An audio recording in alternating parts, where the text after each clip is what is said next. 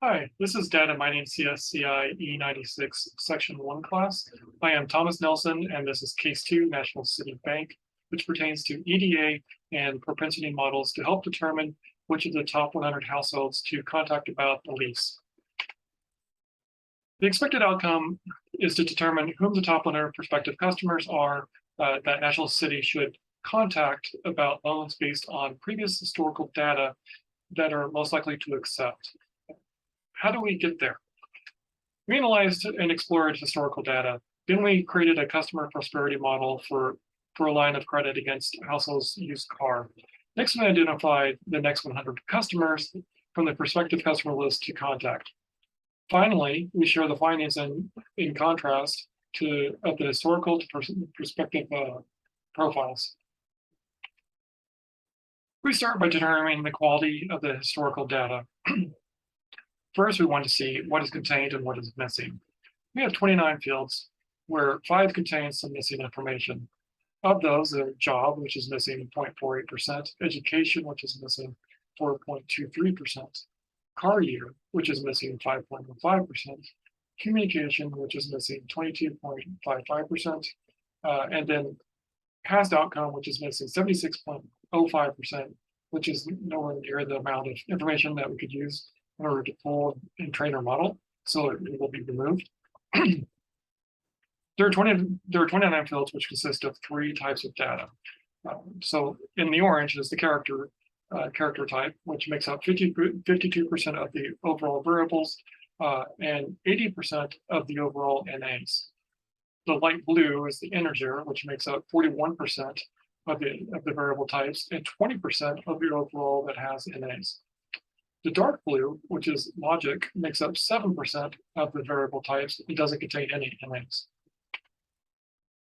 The propensity model determines the rules that provide the greatest probability of customers that will accept a loan. It's trained on previous data and is accepted based on the best accuracy. We use 2 types of models, which are the random forest and the decision tree, which are both great for nonlinear outcomes, such as accepting the loan. The random forest helps us programmatically determine the most important variables, which helps us determine what should be cleaned. Decision trees were also used as well to determine a more accurate model, and then we chose the best working model. So the data is trained on 90% of the historical data, which is 3,600 records, and is checked for accuracy and then ran against the test data, which is 10%.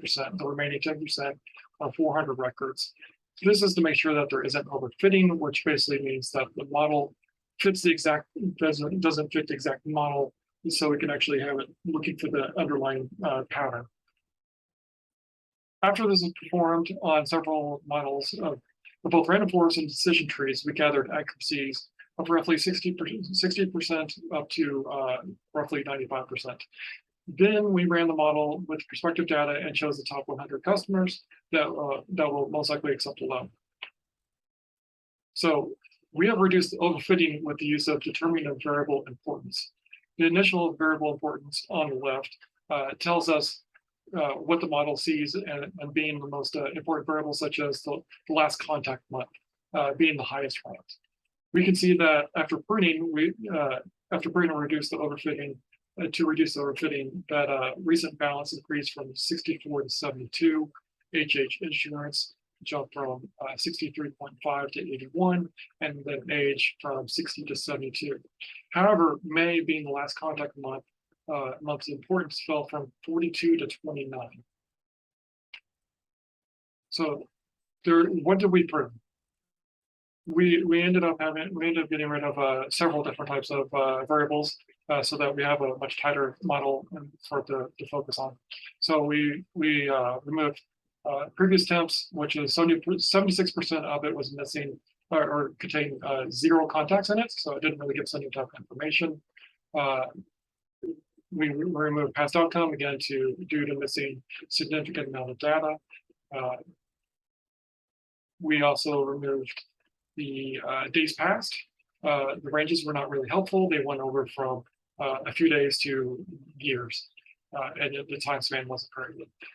Then call start and call end were both removed for the fact that they did not exist in both lines of data, in both perspective and the historical data. And the rest of them were basically removed because there were not any significant weights to training our model. So let's go ahead and look at the historical information versus the perspective information to show the differences of previous customers versus which we profiled to target.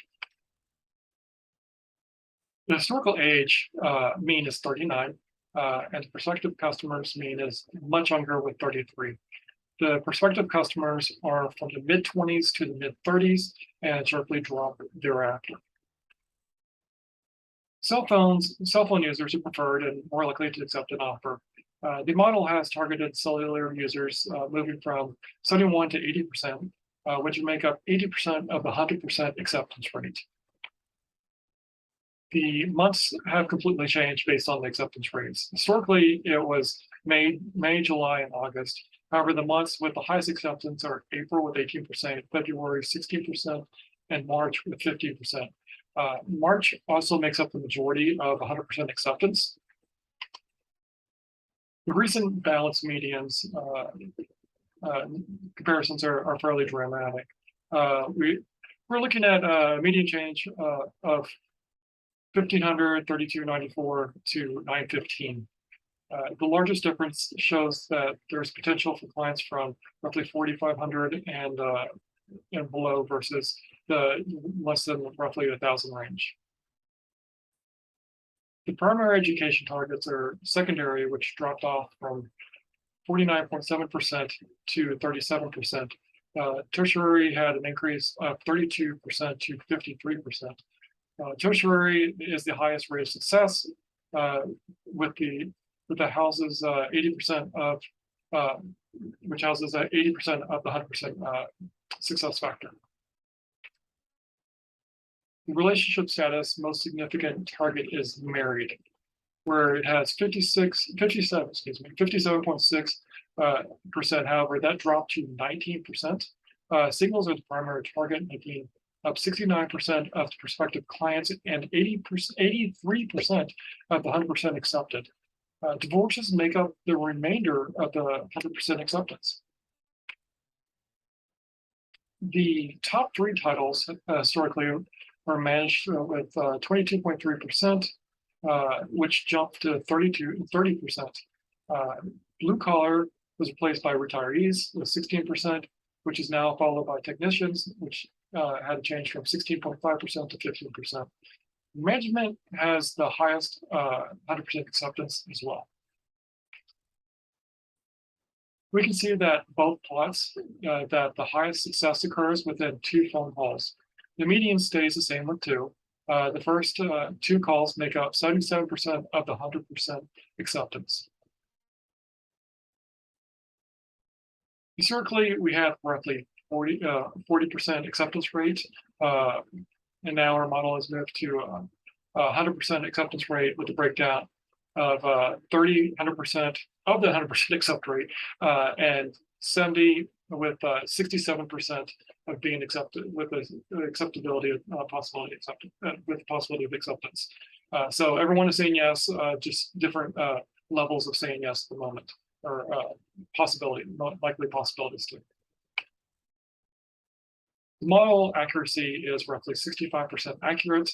None of the top 100 clients fell below 67% of acceptance.